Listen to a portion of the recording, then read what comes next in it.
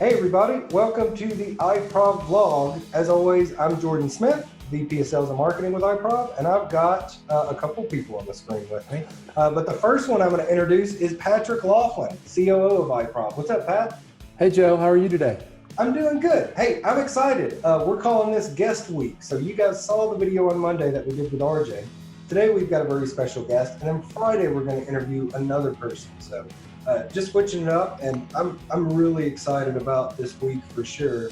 I'm especially excited today to talk with not only a really smart business owner that's doing a lot of stuff, and international guest, our first international guest, but also one of our partners that we've worked with a lot over the past, 18 to 20 months or so. Yeah, I mean, and been tremendous to work with. Anytime we had an issue or a problem or just a dumb question, he's never been afraid to hop on a call and show us how to fix something that we broke. So yeah, well, Pat, introduce us to Markus so he can talk. He's just so this is Markus Leming. He's the co-founder of a program we love called Outfunnel. They're a sales-centric marketing automation platform that integrates really tightly with modern CRMs like Copper and our personal favorite, Pipedrive. And I actually found out about Markus and his company when we were looking to make a CRM switch about 2 years ago. He was one of the first ones I reached out to. We hopped on a call together, and it was love at first chat. So Markus, welcome to the hot seat, man. What's up, Markus? Happy to be here. Thanks for inviting me, Patrick and Jordan. For the second time, right? I guess the first podcast didn't go too bad then, because you invited me back. No, man, you're our favorite Eastern European. You're by far the favorite person I've ever talked to from Estonia. I love it. Yeah, absolutely. and the only person, or? Well, yeah, I mean, in fairness, yes. Listen, we do have a Danish developer that we work with that we like a lot. And for some reason, I mean, Markus, I know that how happy you are because I talk to you, on a semi-regular basis, but there is like no one happier than the Danes. It's weird. Well, the Danes, it's probably the bicycles. Okay. Being in the open air every day. I mean, we drive cars here, so it's all the endorphins from the exercise. Absolutely. Exactly. Well, but Markus, happy to be here. Yeah, tell us about Outfunnel and why should business people that are looking for marketing automation software choose you guys? Good question. I mean, you gave a good introduction already, right? I mean, we're a sales-centric marketing automation tool. But so why didn't we create Outfunnel? I mean, the core reason was really the fact that there's thousands of marketing tools out there in the world, right? And they have a lot of bells and whistles. They work great. Marketers love them, etc., etc. There's also a lot of sales tools out there that the salespeople use. But the problem that we found as well was that those tools don't really work together, right? They're both in silos. I mean, yes, Salesforce, Eloqua, Pardo, I mean, all of this, they connect well with each other, but you also need to hire like an external consultant to do this. So it's expensive. But for SMBs, there wasn't really a solution out there that does this. And that was kind of the core reason of creating Outfunnel as well. And with the mission to bring together sales and marketing. And I mean, we're still a young company. We've been around for 2 years. We're all based in Estonia. We're building it from Europe. But I mean, our customers are from all around the world, mostly from US. And I mean, where we are at the moment is that indeed we integrate tightly with CRMs. I mean, currently Pipedrive Copper, we're looking to expand on that soon. And we kind of, instead of focusing on the bells and whistles, we focus on the integration and on the ease of use. And that's kind of the two main reasons why customers love us as well. So getting started takes you a couple of minutes instead of days or weeks with versus some of our competitors. And you can have your data in sync between marketing and sales, right? And in the end, I mean, everyone should benefit from that in your company. Well, that's why we really liked your product so much. We were looking for a way to connect our sales tool, Pipedrive, to sort of our email tool, MailChimp, and get them talking to each other. And at the time, Outfunnel was the only way to do that. And then you guys launched your own email platform, which I've been super impressed with. Tell us a little bit about that process. Yeah. So without going into too many details, right? I mean, I'm sure people might get a bit bored kind of talking about features. Sure. But yeah, essentially, I mean, where kind of the magic of Outfunnel lies is that you create a connection with your CRM, and you can start sending off emails to your audience immediately in your CRM.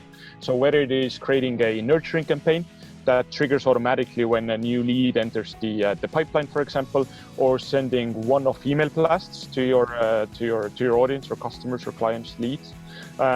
We also offer lead tracking, web tracking, so you can also see where your leads actually come to your website and what they do there, which is super insightful information for the sales team, especially, right?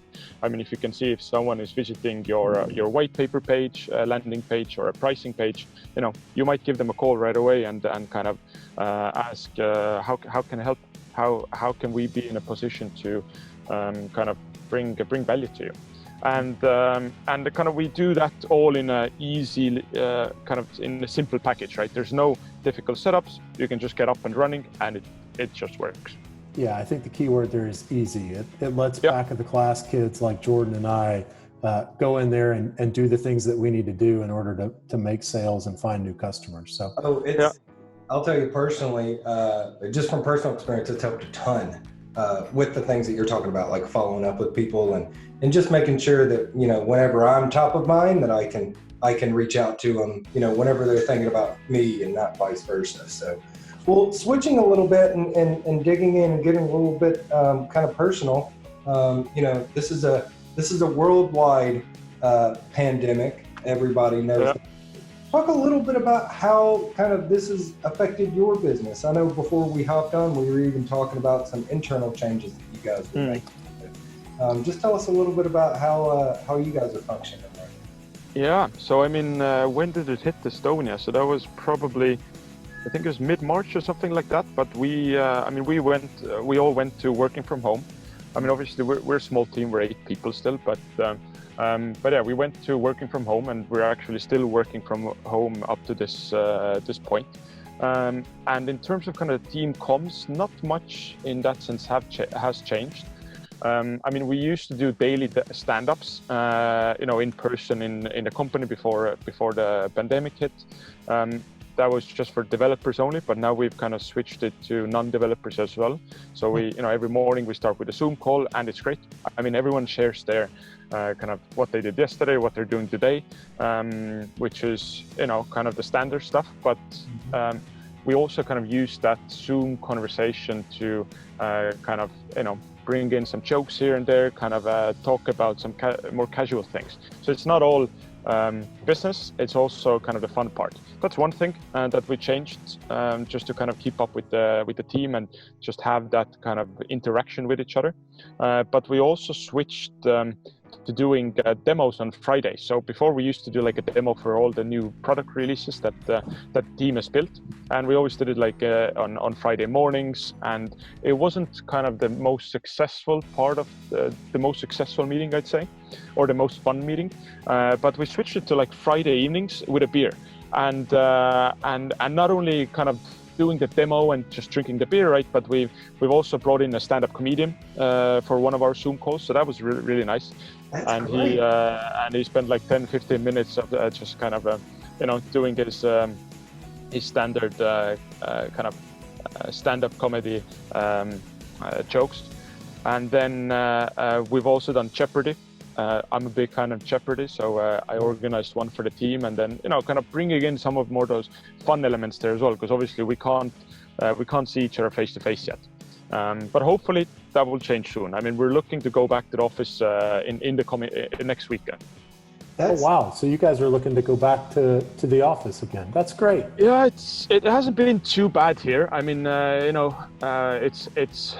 didn't get as crazy as in the US, but I mean, people are still obviously cautious, and we're still kind of. I mean, summer is coming up, so we're still keeping it flexible. So being in office on Mondays where we have our all hands meeting, but after that we're kind of keeping it more open. So I mean, if you want to work from your country house, totally fine. That's great. I want to talk about that, but before we get into that, something that you mentioned. So Pat and I talk about culture a lot in our organization and making sure that no one feels like they're on an island, especially when you're used to being packed into an office of 12 to 20 people, and now you live where you work and you work where you live. So the things like the stand-up comedians and switching that and playing the games, was that like a conscious leadership decision, or did that stuff kind of come up organically? Yeah, I think it was more of like an organic thing. I mean, I guess part of it was planned, right? I mean, the stand-up comedian that was organized by my co-founder. I mean, he's a stand-up comedian himself. He's a great leader. I would say that my leadership skills are not that great, but I'm learning. But I guess it's somewhere in between, right? I mean, you constantly still think about kind of how can we keep the team motivated, how we can really keep them engaged in kind of what they're doing, how can we still kind of bring or kind of resurface the goals that we have for the quarter or the year or the kind of the long-term goals. All of that kind of plays in the back of your head, right? So yeah, it's semi-organic, semi kind of planned in that sense. Very cool. How is the structure that you guys sort of put in place when you were, side by side in the office every day? How did that help you make that transition to remote? Do you think it made it easier? That we had the structure in place before, you mean? Yeah, because you guys were. It sounds like you were pretty disciplined about daily stand-ups and your scheduled meetings. And so, do you think that made it easier? I would say so, yeah. So, I mean, it hasn't been, we do kind of weekly checkups with everyone as well in the team. And I mean, no one has kind of worn out in that sense yet. And everyone is still kind of motivated. And I'd say a lot has to do with the fact that everyone has bought into the mission and everyone has a goal in mind. And of course, the structure beforehand helped as well. So, right, even if people are at home, they know that, hey, every morning at 9:30, we have the daily stand-up. We do retro meetings every 2 weeks to kind of look back at what went well, what we could improve in, and definitely these things have helped. I'd actually be keen to hear. Do you do anything like that in iProv as well, or what's kind of your? So we run a really modified sort of Scrum sprint. We're not as disciplined or stick to the methodology as a lot of people do, but we do a daily stand-up. When we moved to remote, we added sort of a midday check-in, and the midday check-in is really more of a social call most days. It's a way to just sort of say, hey, it's like if you bumped into somebody at the coffee pot in the morning and you hear about their weekend. The morning is where you sort of figure out your assignments for the day, and then the noon call is sort of just a check-in, and if problems come up, that's a good time to talk about them. And then we run a retrospective weekly because we run a weekly sprint, and we sort of plan out what the next week looks like. But honestly, for us in the leadership of our company, we've spent a whole lot of time redefining processes, doing a whole lot of documentation. It's the downside to living where you work is I know for at least Jordan and I, we're putting in a lot more hours than we would have because there isn't that break. But we are using those hours productively to make sure that when things get back to a more normal state, we won't have to devote as many hours to some of the things that we were spending our time. So well, good point. And I don't want to breeze over. I want to make sure and emphasize something for all the business owners out there that are watching this that Markus said, which is everybody's really clear with the vision. And Pat, we talk about that all the time, which is making sure that everybody's rowing in the same direction. And Markus, what you said is the switch really didn't change the productivity too much because everybody in the organization still understood the long-term vision, right? Yeah, absolutely. So, for those folks that are out there watching that are having problems, sometimes just setting aside some time and having kind of a vision discussion with your team, you'd be surprised on how it will help realign them. Just telling them what the end goal is for this year, 3 years out, 10 years out.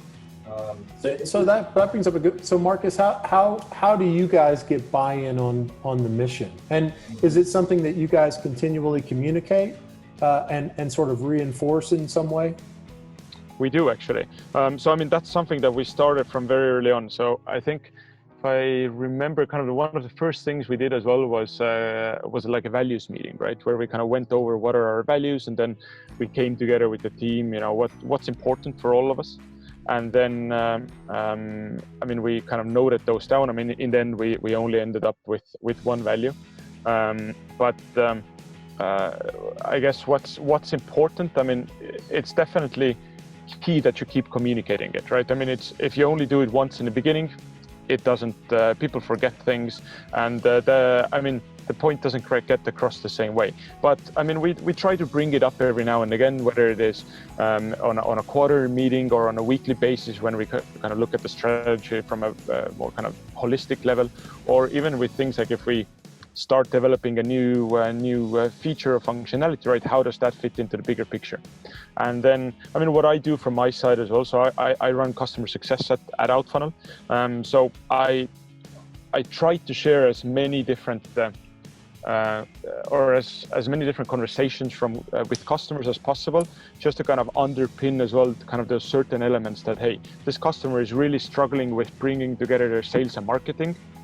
This is how we can actually help them, and this is why we're doing Outfunnel, right? I mean, this is why we exist, helping people solve that issue. So yeah, it's definitely a continuous process, and I mean, the more crystallized you have this, the more buy-in you have from your team, and in the long run, I mean, people are more independent and they move in the right direction as a big machine instead of everyone kind of shooting different directions. I love huge, that. very important.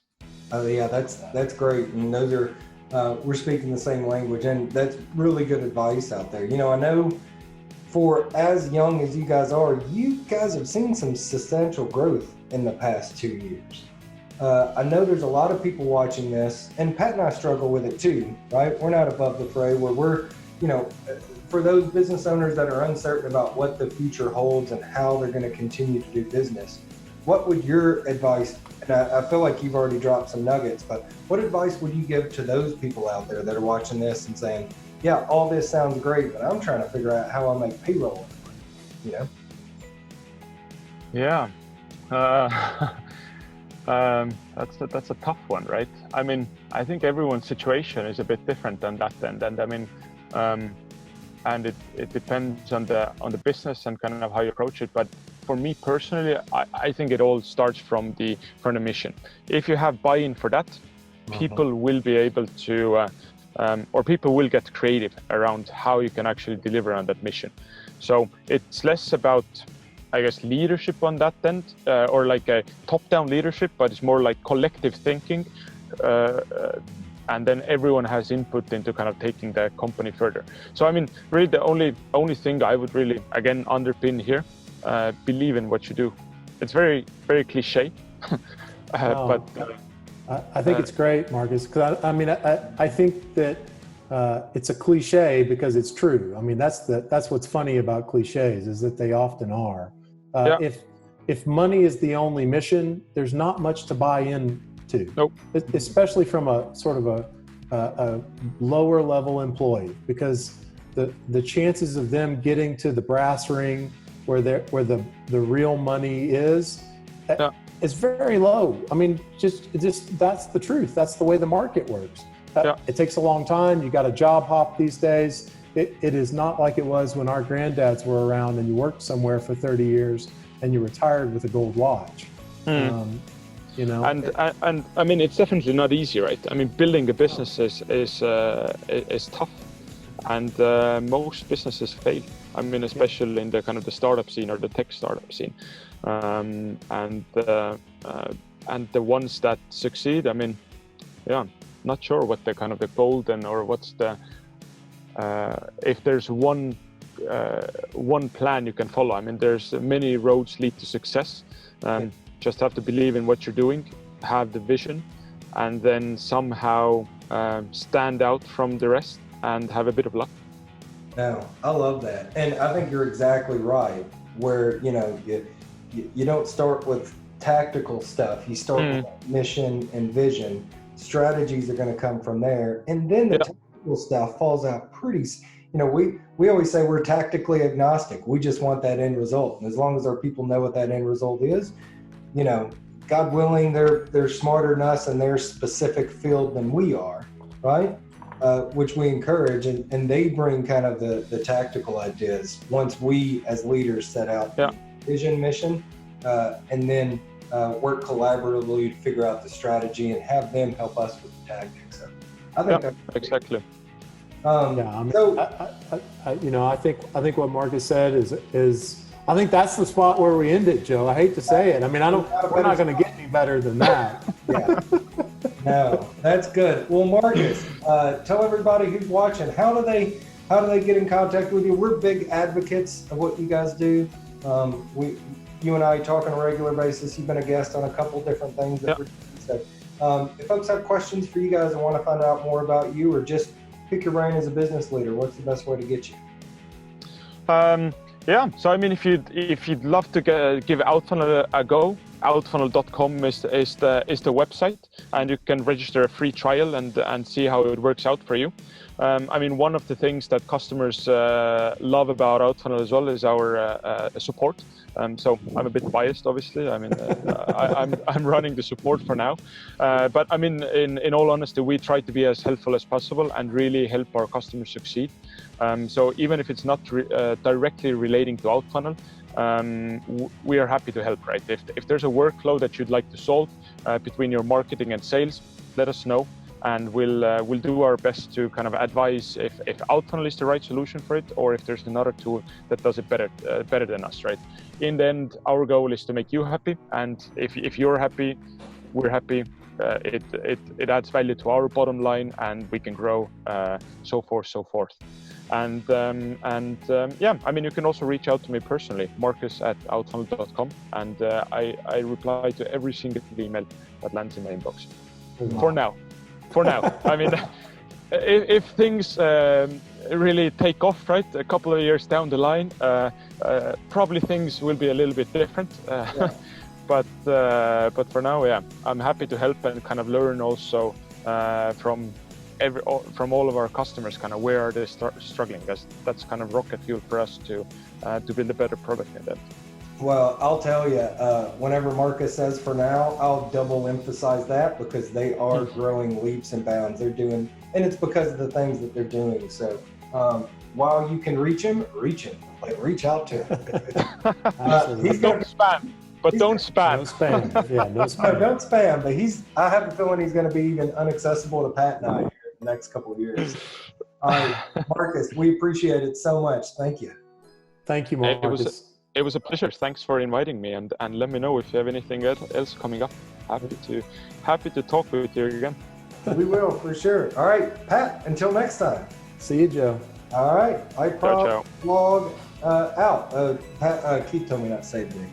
No, it's Peace Peeps. That's the one we went with. Peace Peeps. There we go.